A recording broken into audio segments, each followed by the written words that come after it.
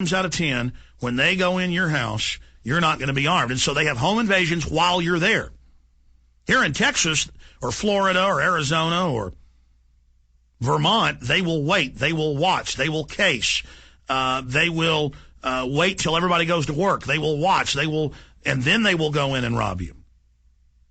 But that's not how it is in places like Chicago, places like New York City, because they know they've got disarmed slaves in there that can't defend. And it's just another class of criminal. You've got the government class of criminal, the more intelligent psychopaths, sociopaths that know how they can get into positions of power and then more safely carry out their operations against the public. And then you've got the on-the-street criminal. You know, advertising that you're armed, advertising, it's like a porcupine saying, don't tread on me. And the wolves, the coyotes, leave them alone. Porcupine's a little creature, but a grizzly bear won't come over and attack it. It may do it one time, but it learns its lesson, getting those quills in its snout.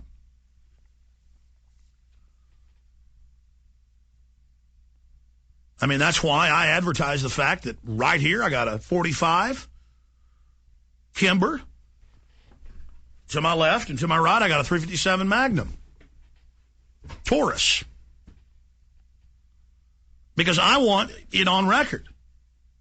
And other folks in my office have concealed carry. I want it on record that you come here to do violence, you come here to steal, you die. It's just that simple. No ifs, ands, or buts. You come here to do harm to me, you die. Or you better believe one of us is going to die. You pull a gun out, you pull a knife out, you pull a baseball bat out, you come at me. I'm not going to talk to you. I'm not going to say, put hands up. I'm not going to say anything. I'm going to say, talk to the .45 round, APC. Talk to the .357 hollow point. It's just that simple. I am not gelded. I am not a slave. I am a free man. And the symbol of that, the ultimate crown of freedom, is the two things. Free speech, that I will speak my mind, and the Second Amendment, I am armed. I'm just like a porcupine. Why do you think the revolutionary flag out of South Carolina was a snake? A rattlesnake. And it says, don't tread on me. I got a rattle. I'm not looking for trouble. I'm telling you. I'm telling you. I'm rattling my tail. Do not mess with me. Do not play games with me. You see that rattle I got up in the air? I'm letting you know. And everybody's letting the New World Order know, and they can't stand it. They are so outraged. You know, on the floor of the House back in the 90s, this was picked up by national television, Sarah Brady got up on the floor, gave her speech. She was an invited speaker, and then turned while the microphone was still on and said, we're only going to have a socialist America once the people are disarmed so we can carry out our operation.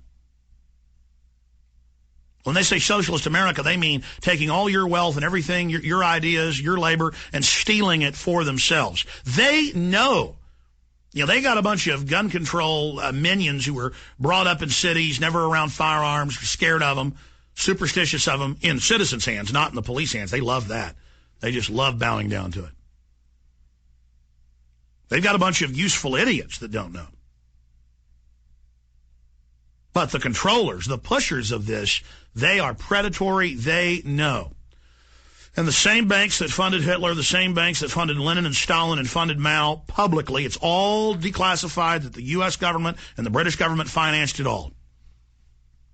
To do their dirty work, to kill Christians, to kill conservatives, to kill landowners, to kill the middle class. They want to do it here. And make no mistake, that's their instinct, that's their drive, that's their MO. And absolutely, ladies and gentlemen, it warms my heart to know that the gun sales haven't slowed. The all-time record when Obama got elected, it's only intensified.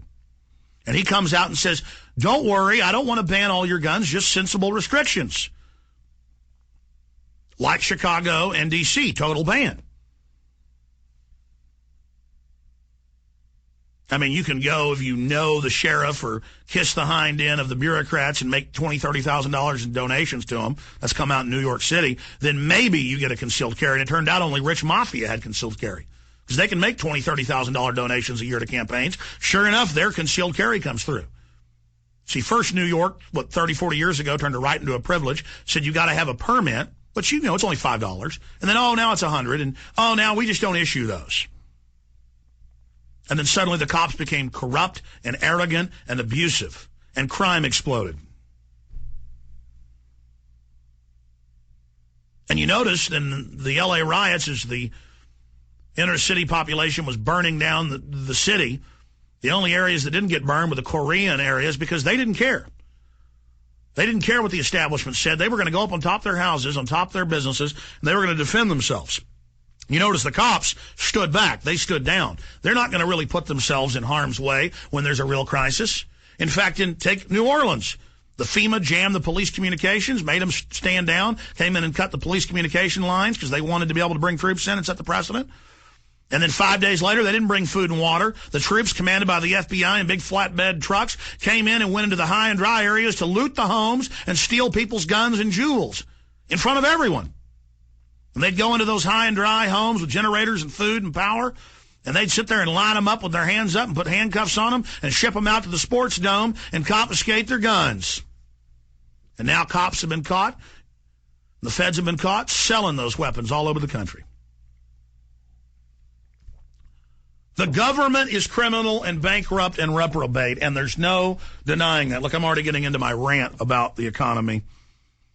Or haven't even gotten to my rant yet about the economy, and I want to get into that later. I'm getting into the Second Amendment and playing some of these amazing clips. So, Israeli Air Force steps up Gaza Strip airstrikes. Israel is moving more troops up to the border, and basically, well, they're saying they may invade. It's probable that they're going to invade with, quote, ground incursions. And then I have this disinfo that's being put out that the U.S. or Israel will be nuked on the 21st or 22nd. You've got to watch these dates that are put out. Now, I have noticed that the 10 richest billionaires in Israel sold their houses in the last year and left. Left Tel Aviv, left Jerusalem. So that does say something. But you can't put a date on it. And I meant to earlier comment on this. It came out, 5 years ago? Ari Fleischer had to admit, White House press secretary at the time, that the White House was putting out fake terror alerts every time they had a political scandal as a way to get people to rally around them and feel like that they were their saviors and basically cower. And so the feds constantly put out, they'll say, very credible, specific threat.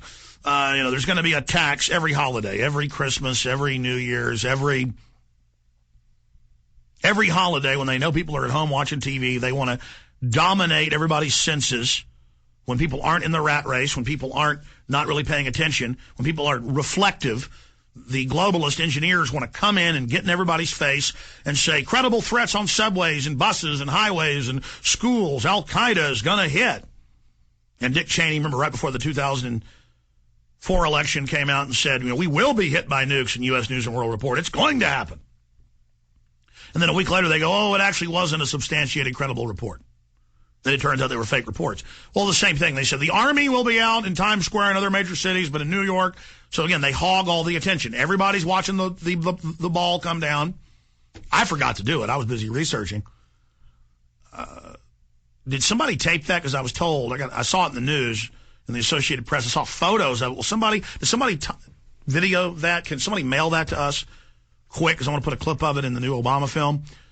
With the troops all grandstanding. It's all about them. It's all about we're in America. We're your saviors. Get used to us searching people's bags in Times Square. Everybody gets searched. Don't feel bad. You're all slaves. Al-Qaeda is going to strike, just like Mumbai, just like India.